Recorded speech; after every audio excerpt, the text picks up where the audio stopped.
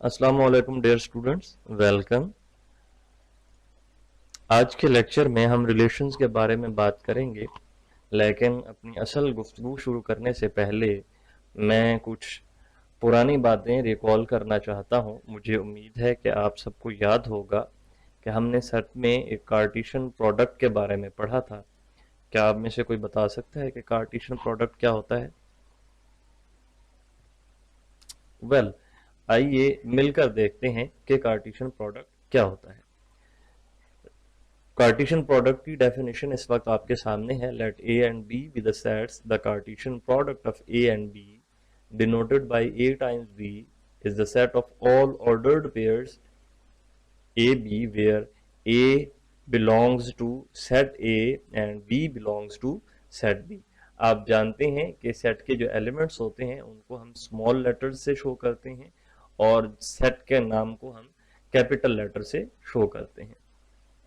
ठीक है, अगर हम इसको मैथमेटिकली डिस्क्राइब करें तो प्रिसाइजली हम कह सकते हैं कि A times B is equal to a set of ordered pairs where first element belongs to set A and second elements belongs to set B.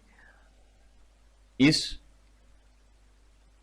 Ordered pair को हम टू टपल भी कहते हैं और मैंने आपसे पहले भी इस चीज का तज़किरा किया था कि टपल बिल्कुल सेट की तरह ही होते हैं। सिर्फ इनमें जो बुनियादी फर्क है वो ये है कि टपल में ऑर्डर बहुत अहम होता है, यानी ए और बी की जो पोजीशन है ये बहुत अहम है। अगर हम इसकी पोजीशन चेंज कर देंगे तो ये टोटली एक डिफरेंट टपल होगा। बट अगर हम एक सेट को देखें तो उनकी पोजीशन को चेंज कर देने से कोई फर्क नहीं पड़ता, और दूसरा सेट के अंदर कोई भी एलिमेंट रिपीट नहीं हो सकता। ठीक है, अगर आप ए और ए लिखेंगे सेट के अंदर तो वो बाय डेफिनेशन गलत तस्वुर होगा। ए को हम एक ही दफा लिखेंगे। जिस तरह से आप देखते हैं कि जब हम यूनियन लेते हैं तो जो रिपीटिंग एलिमेंट्स होते हैं हम उनको सिर्फ एक दफा लिखते हैं। बट इन टपल्स अगर कोई एलिमेंट दो दफा आ रहा है या तीन दफा आ रहा है तो आपने उसको लिखना है, और जो उनकी मीनिंग है वो पोजीशन के एतबार से है, ना कि जिस तरह से सेट में ऑब्जेक्ट के एतबार से होते हैं। तो अगर हमारे पास एक ऐसा टपल हो जिसमें सिर्फ दो एलिमेंट्स हो तो हम उसको ऑर्डर्ड पेयर्स कहते हैं, और अगर इससे ज्यादा हो, मिसाल के तौर पर अगर थ्री एलिमेंट्स हो तो हम उसको थ्री टपल बोलेंगे। अगर फोर एलिमेंट्स हो तो हम उनको फोर टपल बोलेंगे। इसी तरह से अगर एन एलिमेंट्स हो तो हम उसे एन एलिमेंट्स बोलेंगे। अब हम कार्टेशियन प्रोडक्ट की एक एग्जांपल देख लेते हैं ताकि आपको पूरी तरह से याद आ जाए कि कार्टेशियन प्रोडक्ट क्या होते हैं। ये मैंने आपके सामने दो सेट्स दिखाए हैं। एक सेट है ए जिसके एलिमेंट्स हैं 1 और 2। दूसरा सेट है बी, इसके एलिमेंट्स हैं ए, बी और सी। हमने इनका लेना है cross product. A cross B is equal to set A and set B. ठीक है, और इसमें होगा क्या, इसमें हम तमाम उन ऑर्डर्ड पेयर्स को शामिल करेंगे जिनमें पहला एलिमेंट सेट ए से आएगा और दूसरा एलिमेंट सेट बी से आएगा। सो सबसे पहले हम एक ऑर्डर पेयर बनाएंगे जिसमें पहला एलिमेंट होगा 1, दूसरा होगा ए। फिर हम बनाएंगे पहला एलिमेंट 1, दूसरा होगा बी। फिर हम बनाएंगे 1 और दूसरा होगा सी। इसी तरह से 2A, 2B और 2C, जैसा कि आप नीचे वाली इस इक्वेशन में देख रहे हैं कि A times B is equal to 1A, 1B, 1C, 2A, 2B and 2C। अगर आप देखें तो इसमें जो टोटल नंबर ऑफ एलिमेंट्स हैं वो कितने हैं, 1, 2, 3, 4, 5, 6। मैं सेट के एलिमेंट्स की बात कर रहा हूं, ना कि टपल्स के एलिमेंट या ऑर्डर्ड पेयर्स के एलिमेंट्स की। तो A क्रॉस B की जो कार्डिनैलिटी हमारे पास निकलती है वो होती है cardinality of A multiplied by cardinality of B। तो कार्डिनैलिटी ऑफ A कितनी है, 2 एलिमेंट हैं तो ये 2 होगी। कार्डिनैलिटी ऑफ B कितनी है, 3 एलिमेंट्स हैं तो ये 3। तो ये टोटल 2 मल्टीप्लाइड बाय 3 कितना आया, 6। तो ये टोटल जो एलिमेंट्स होंगे A क्रॉस B के अंदर वो कितने होंगे, 6। अगर फॉर एग्जाम्पल मेरे पास एक सेट हो जिसमें पहले सेट की कार्डिनैलिटी हो 4 और दूसरे सेट की जो कार्डिनैलिटी है वो हो 6, तो जो मेरे पास उनका क्रॉस प्रोडक्ट आएगा उसकी जो कार्डिनैलिटी होगी वो कितनी होगी, वो होगी 24। ठीक, आपको ये बात समझ आ गई होगी।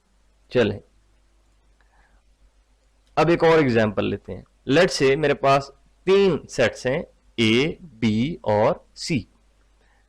ए के अंदर दो एलिमेंट्स हैं, बी के अंदर तीन एलिमेंट्स हैं और सी के अंदर दो एलिमेंट्स हैं। सो इसकी जो कोऑर्डिनैलिटी बनेगी वो कितनी बनेगी, 2 मल्टीप्लाइड बाय 3 मल्टीप्लाइड बाय 2, तो ये टोटल बनती है 12। यानी हमारा जो क्रॉस प्रोडक्ट आएगा इन तीनों का वो कितना होगा, A cross B cross C will contain 12 order 12 three tuples. ठीक है, क्योंकि तीन सेट्स हैं तो हमारे पास जो टपल्स आएंगे वो कितने होंगे, 3 टपल्स होंगे। ये आपके सामने इक्वेशन है जिसमें मैंने उन तमाम ऑर्डर 3 टपल्स को दिखाया है जो ए क्रॉस बी क्रॉस सी से आते हैं, जिनमें पहला एलिमेंट ए से है, दूसरा बी से और तीसरा सी से। सो 1A एप्पल, 1A बनाना, 1B एप्पल, 1B बनाना, 1C एप्पल, 1C बनाना, 2A एप्पल, 2A बनाना, 2B एप्पल, 2B बनाना, 2C एप्पल और 2C बनाना। ये हमारे तमाम 3 टपल्स हैं जो इस कार्टेशियन प्रोडक्ट से हमें मिले हैं। तो अगर आप इनको काउंट करें तो ये टोटल कितने एलिमेंट्स बनते हैं, 12। अगर हमारे पास एक ए क्रॉस बी का सेट हो, ठीक है, ये ए क्रॉस बी का सेट जैसे ये हमारा सेट है, तो इसके पावर सेट क्या होगा, ये आपकी असाइनमेंट है, आपने खुद ही इसका पावर सेट निकालना है। ठीक है, मैं जस्ट आपको ये रिकॉल करवाना चाहता हूं कि अगर हम इसका पावर सेट लें तो उसकी जो कोऑर्डिनैलिटी बनेगी वो क्या बनेगी, 2 raise to power 6। Total elements कितने हैं, 6 हैं, तो उसकी कोऑर्डिनैलिटी कितनी बनेगी, 2 raise to power 6 and this will be equal to 64। यानी जो ए क्रॉस बी के पॉसिबल सबसेट सेट्स हैं वो कितने बन सकते हैं, 64। ठीक है, और उसमें ला मोहल्ला हमारे पास एक खाली सेट भी शामिल होगा और इटसेल्फ ए क्रॉस बी का पूरा सेट भी उसमें शामिल होगा। इसके बारे में हम पहले भी गुफ्तगू कर चुके हैं। यहां तक समझ आ चुका है आप लोगों को। चलें अब हम आगे चलते हैं। अगर हमारे पास टोटल नंबर ऑफ सेट्स जो हैं वो n हो, बाबा मैं बाद में आपसे बात करता हूँ, पढ़ा लूं, ठीक है, हाँ चलो, हाँ पढ़ा रहा हूँ। ठीक है, अगर हमारे पास total n number of sets हों जो कार्टेशियन प्रोडक्ट में शामिल हों, तो हमारे पास जो टपल आएंगे उसको हम बोलेंगे n टपल। ठीक है, यानी उसके अंदर जो एलिमेंट्स की तादाद होगी एक टपल में वो कितनी होगी, n होगी। ठीक है, लेट्स से मेरे पास एक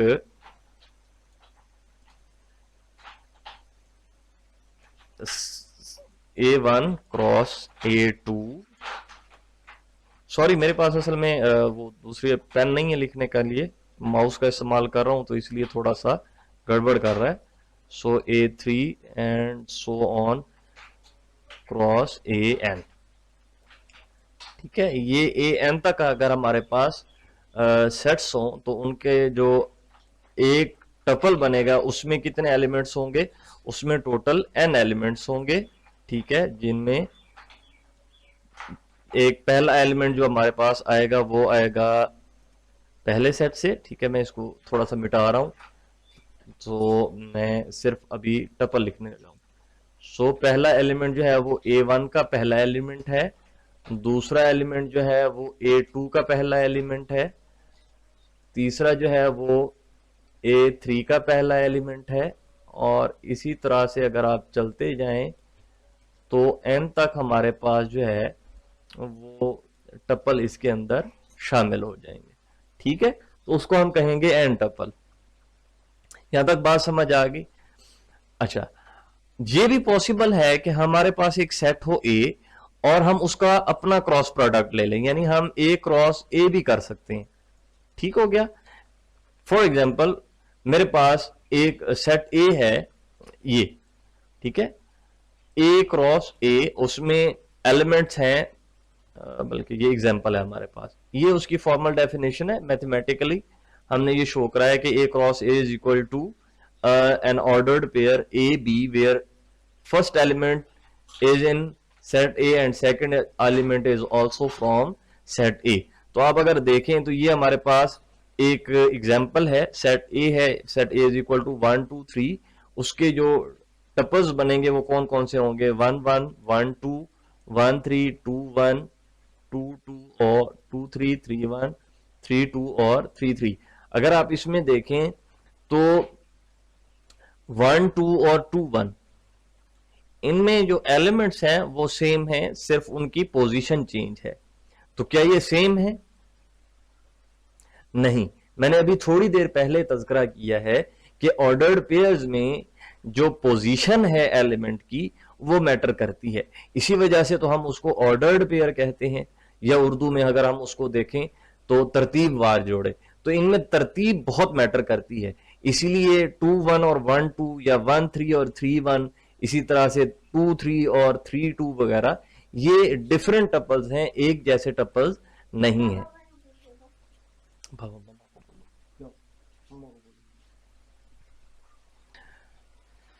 ठीक है, चलें जी। इसी तरह से अगर हम कार्टेशियन प्रोडक्ट को दिखाना चाहें तो हम इसको टेबुलेटेड फॉर्म में भी दिखा सकते हैं।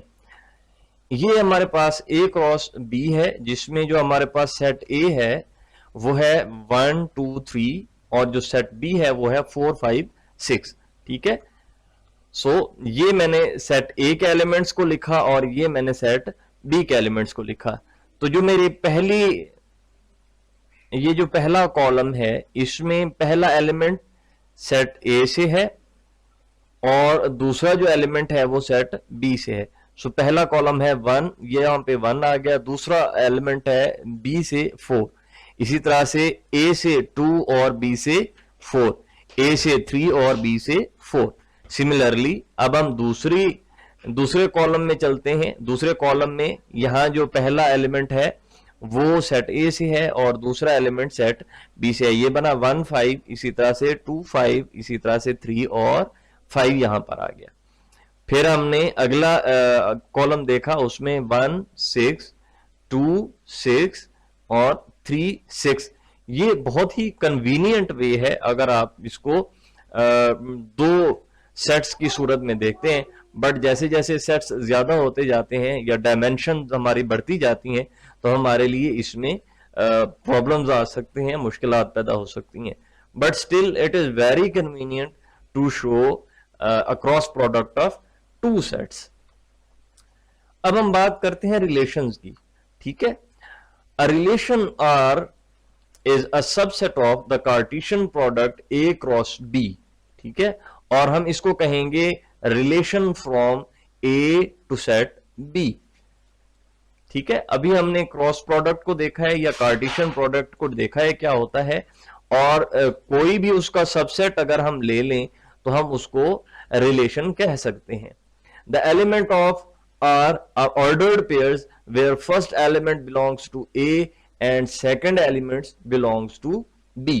तो चूंकि इसमें सिर्फ 2 सेट्स हैं इसलिए हम इसको बाइनरी रिलेशन भी कहते हैं। ठीक है, सो अगर हमारे पास सिर्फ 2 ही सेट हों और उनका हम रिलेशन देखें तो उसको लिटरेचर में या टेक्स्ट बुक्स में बाइनरी रिलेशन के नाम से लिखा जाता है, जिसकी डेफिनेशन आपके सामने इस वक्त स्क्रीन पर मौजूद है।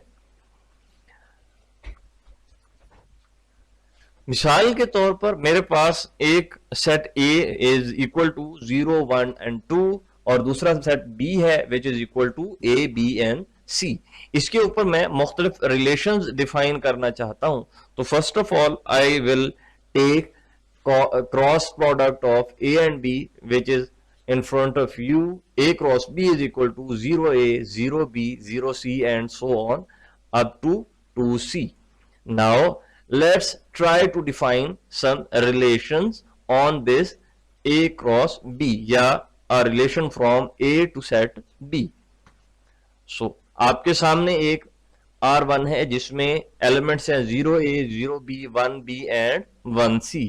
इसी तरह से एक और रिलेशन मैंने आपके सामने दिखाया 0B एंड 1C, एक और रिलेशन है 1A 1B एंड 1C, इसी तरह से ये एक रिलेशन और है आपके सामने, ठीक है। सो ये कुछ एग्जांपल्स हैं जो रिलेशंस हैं from set A to set B. क्या आप बता सकते हैं कि कितने रिलेशंस पॉसिबल हैं ए क्रॉस बी के ऊपर? अगर हम यहां पर देखें तो ये टोटल एलिमेंट्स जो ए के हैं वो 3 हैं, और जो टोटल एलिमेंट्स हैं बी के वो कितने हैं, वो भी 3 हैं। तो जो ए क्रॉस बी की कार्डिनैलिटी बनती है ये बनती है 9। और अगर हम पावर सेट लें, ठीक है, ए क्रॉस बी का, तो उसकी जो कार्डिनैलिटी बनेगी वो कितनी होगी भला, 2 रेज टू पावर 9, ठीक है, कितनी होगी, 2 रेज टू पावर 9। ये मेरे ख्याल में जाके बनता है 512। तो टोटल 512 रिलेशंस हम इसके ऊपर डिफाइन कर सकते हैं। मोर और less I exactly don't know what is 2 raise to power 9 equal to. So यानी इतने ज्यादा रिलेशंस इसके ऊपर बनाए जा सकते हैं। Now I put a question, let's say मेरे पास एक रिलेशन है R2, ये आपके सामने है, ए क्रॉस बी मैंने आपको दिया 1 1 1 2 2 1 एंड 2 2। ये मेरे पास एक ए क्रॉस बी है जिसमें ए के 2 एलिमेंट्स हैं 1 एंड 2, और इसी तरह से बी के भी 2 एलिमेंट्स हैं 1 एंड 2, ठीक है। Let's define that set 1 2 and B is equal to 1 2। So इसमें हमने एक रिलेशन दिखाया R2 इज इक्वल टू फी। आपके ख्याल में क्या ये रिलेशन है? सो हम दोबारा से इसकी डेफिनेशन देखते हैं। देखें, हमने जब सेट की बात की है तो सेट में हमने कहा कि सेट इज जो रिलेशन है, relation is subset of Cartesian product. So हम ये भी जानते हैं कि जो खाली सेट है जिसे हम फी से डिनोट करते हैं, ये तमाम सेट्स का सबसेट होता है। यानी कोई भी सेट लें, फी is necessarily the subset of that set, ठीक है। तो इसलिए R2 जिसमें कोई भी ऑर्डर्ड पेयर नहीं है, या ये इस चीज को डिनोट कर रहा है कि there is no ordered pairs from A cross B belonging to that relation, still it is a relation according to the definition of relation, ठीक है बेटे। अच्छा, हमने अगर ये दिखाना हो कि कोई ऑर्डर्ड पेयर किसी रिलेशन का हिस्सा है तो उसके लिए हम एक खास नोटेशन का इस्तेमाल करते हैं, that is we write A R B to denote that A and B being a tuple is an element of R, ठीक है। यानी हमारे पास जो टपल ए बी है वो आर का एक रुकन है या आर से बिलोंग करता है। इसी तरह से अगर हम ये दिखाना चाहें कि हमारा जो टपल ए बी है वो आर से बिलोंग नहीं करता, तो हम लिखते हैं ए आर के ऊपर एक हॉरिजॉन्टल वर्टिकल लाइन ड्रॉ करके बी, ए आर बी, जिस तरह से आप नॉट एलिमेंट को दिखाते हैं, ठीक है। सो इसका मतलब क्या है कि A and B does not belongs to R, ठीक है। इसी तरह से हम अगर इसको डिस्क्राइब वे में या डिस्क्रिप्टिव वे में कहना चाहें तो हम कहते हैं कि A is related to B through relation R या बाय रिलेशन आर, ठीक है। A is related to B by R, ठीक है। अच्छा, जिस तरह से हमने अभी देखा कि कार्टेशियन प्रोडक्ट को भी हम मुख्तलिफ तरीकों से डिनोट कर सकते हैं, मुख्तलिफ तरीकों से दिखा सकते हैं, इसी तरह से रिलेशनशिप्स को भी हम मुख्तलिफ तरीकों से दिखा सकते हैं। एक तरीका तो अभी हमने देखा कि हम वो सेट ऑफ ऑर्डर्ड पेयर्स की सूरत में उसको दिखाते हैं। एक और तरीका होता है जिसको कहते हैं एरोग्राफ या डायरेक्टेड ग्राफ, ठीक है। इसको डायरेक्टेड ग्राफ भी कहते हैं, डाइग्राफ भी कहते हैं और एरोग्राफ भी कहते हैं। इसके जरिए से भी हम शो कर सकते हैं और टेबल के जरिए से भी हम शो कर सकते हैं, ठीक है। तो अभी हम देखते हैं कि हम एरोग्राफ की मदद से कैसे शो कर सकते हैं। एरोग्राफ में हम क्या करते हैं कि फॉर एग्जांपल ये मेरा रिलेशन है, तो एरोग्राफ में जो जो हमारे एलिमेंट्स आपस में रिलेटेड होते हैं, हम उसमें पहले एलिमेंट से एक एरो लेते हैं और वो एरो दूसरे एलिमेंट तक जाता है, जिसकी जो डायरेक्शन है वो दूसरे एलिमेंट की तरफ होती है। So zero is directed to A. देखें, ये मेरे पास जीरो ए लिखा हुआ है, तो जीरो से एक लाइन जा रही है जिसके सामने एक एरो है जो ये दिखा रहा है कि zero is related to A by relation R. इसी तरह से जीरो बी, सो बी से जीरो से एक लाइन जा रही है जो बी से टकरा रही है और इसका जो हेड है वो बी की तरफ है। इसी तरह से 1 to A and 2 to B. अगर मेरे पास एक ऑर्डर्ड पेयर हो बी ए, नहीं बी ए नहीं, B zero, B zero for example, अगर मेरे पास एक ऑर्डर्ड पेयर हो बी जीरो, तो उसको डिनोट करने के लिए क्या करेंगे, बी से एक लाइन लेंगे और उसके हेड की जो डायरेक्शन होगी वो किस तरफ होगी, जीरो की तरफ। ठीक हो गया, बहुत आसान सा तरीका है। बट अगर हमारे पास रिलेशन छोटा हो तो ये हमारे लिए आसान होता है बनाना। रिलेशन अगर बहुत बड़ा हो तो फिर हमारे लिए कॉम्प्लिकेशंस हो सकती हैं। इसी तरह से हम एक और तरीका जो हमने अभी कहा टेबल का, ये हमारा रिलेशन है सेट ए से बी की तरफ, ये ए के एलिमेंट हैं और ये हमारे बी के एलिमेंट हैं। ठीक है, जीरो और ए, जीरो ए हमारे पास एक टपल है तो ये फर्स्ट एलिमेंट होगा, ये हमारा बनेगा second element. So first element zero, second element A, इस तरह का टपल अगर हमारे पास रिलेशन में अकर करता है तो हम वहां पर क्रॉस लगा देते हैं। ठीक है, इसी तरह से जीरो बी, ये टपल भी हमारे पास टेबल में मौजूद है तो यहां पर भी हमने क्या लगा दिया, क्रॉस। इसी तरह से 1 ए, ये टपल भी मौजूद है हमारे पास तो हमने यहां पर क्या लगा दिया, क्रॉस। इसी तरह से 1 बी, 1 बी हमारे पास इस रिलेशन में कहीं मौजूद नहीं है तो इसको हम ब्लैंक छोड़ देंगे। इसी तरह से 2 ए, ये भी हमारे पास रिलेशन में नहीं है तो इसको भी हम क्या करेंगे, ब्लैंक छोड़ देंगे। इसके बाद 2 बी, ये हमारे पास रिलेशन है तो इसकी जगह पर भी हम क्या लगा देंगे, क्रॉस लगा देंगे। मेरे ख्याल में आज के लिए इतना बहुत है। अगले लेक्चर तक के लिए मुझे इजाजत दीजिए। अल्लाह हाफिज।